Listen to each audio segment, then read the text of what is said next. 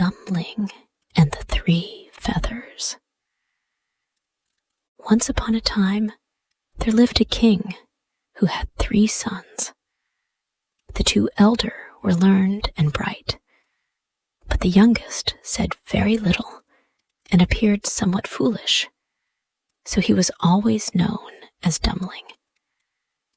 When the king grew old and feeble, feeling that he was nearing his end, he wished to leave the crown to one of his 3 sons, but could not decide to which. He thereupon settled that they should travel, and that the one who could obtain the most splendid carpet should ascend the throne when he died, so that there could be no disagreement as to the way each one should go. The king conducted them to the courtyard of the palace, and there blew 3 feathers by turn into the air, telling his sons to follow the course that the 3 feathers took.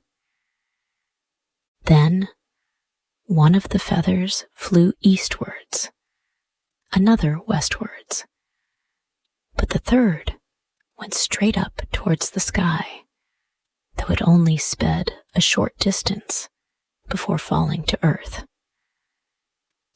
Therefore, one son traveled towards the east, and the second went to the west, both making fun of poor Dummling, who was obliged to stay where his feather had fallen. Then Dummling, sitting down and feeling rather miserable after his brothers had gone, looked about him and noticed that near to where his feather lay was a trapdoor. On lifting this up, he perceived a flight of steps, down which he went. At the bottom was another door, so he knocked upon it, and then heard a voice calling, "Maiden, fairest, come to me, make haste to ope the door.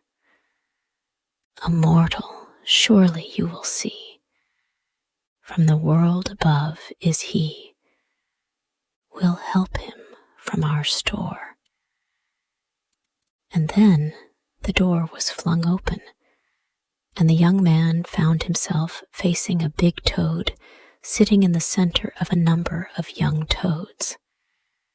The big toad addressed him, asking him what he wanted. Dummling, though rather surprised when he saw the toads and heard them question him, being good-hearted, replied politely, "I am desirous to obtain the most splendid carpet in the world.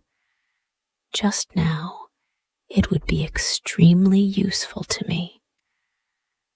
The toad, who had just spoken, called to a young toad, saying, "Maiden, fairest, come to me. 'Tis a mortal here you see. Let us speed all his desires, giving him what he requires." Immediately, the young toad fetched a large box.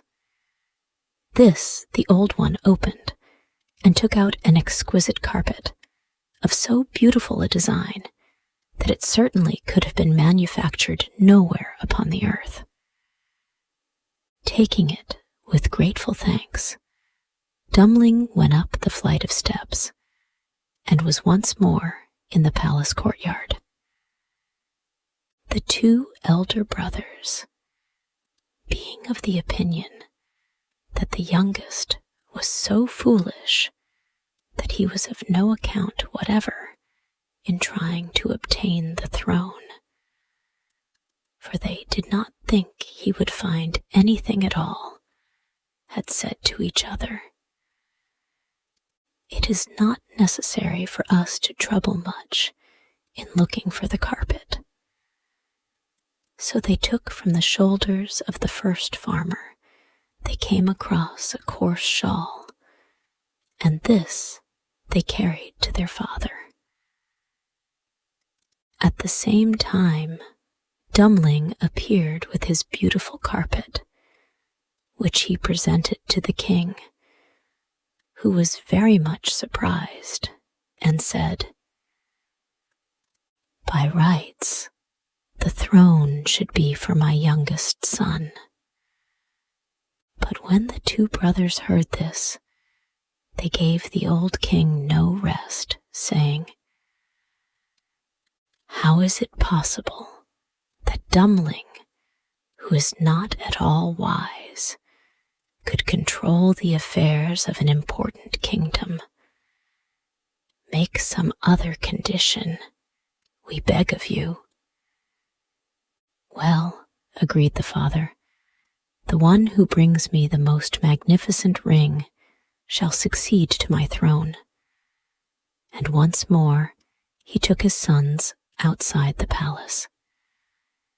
Then, again, he blew 3 feathers into the air to show the direction each one should go. Whereupon the 2 elder sons went east and west, but Dumbling's flew straight up and fell close by the trapdoor. Then the youngest son descended the steps as before, and upon seeing the large toad he talked with her, and told her what he desired. So the big box was brought, and out of it the toad handed him a ring, which was of so exquisite a workmanship that no goldsmiths could equal it. Meanwhile, the 2 elder brothers made fun of the idea of Dummling searching for a ring, and they decided to take no needless trouble themselves. Therefore, finding an old iron ring belonging to some harness, they took that to the king. Dummling was there before them with his valuable ring, and immediately upon his showing it, the father declared that in justice the kingdom should be his. In spite of this, however, the 2 elder sons worried the poor king into appointing one test further before bestowing his kingdom, and the king, giving way, announced that the one who brought home the most beautiful woman should inherit the crown. Then Dummling again descended to the large toad and made known to her that he wished to find the most beautiful woman alive. "The most beautiful woman is not always at hand," said the toad. "However, you shall have her." Then she gave to him a scooped-out turnip, to which 6 little mice were attached. The young man regarded this a trifle despondently, for it had no great resemblance to what he was seeking. "What can I make of this?" he asked. "Only place in it one of my young toads," replied the large toad, "and then you can decide how to use it." From the young toads around the old toad, the young man seized one at hazard and placed it in the scooped-out turnip. But hardly was it there when the most astounding change occurred, for the toad was transformed into a wondrously lovely maiden. The turnip became an elegant carriage, and the 6 mice were turned into handsome horses. The young man kissed the maiden and drove off to bring her to the king. Not long afterwards, the 2 brothers arrived. In the same way as the twice before, they had taken no trouble about the matter, but had picked up the first passable-looking peasant woman whom they had happened to meet. After glancing at the three, the king said, "Without doubt, at my death, the kingdom will be Dummling's." Once more the brothers loudly expressed their discontent and gave the king no peace, declaring, "It is impossible for us to agree to Dummling becoming ruler of the kingdom." And they insisted that the women should be required to spring through a hoop, which was suspended from the ceiling in the center of the hall, thinking to themselves, "Now, certainly our peasants will get the best of it. They are active and sturdy, but that fragile lady will kill herself if she jumps." To this, again, the king consented, and the peasants were first given trial. They sprang through the hoop, indeed, but so clumsily that they fell, breaking their arms and legs. Upon which the lovely lady whom Dummling had brought home leapt through as lightly as a fawn, and this put an end to all contention.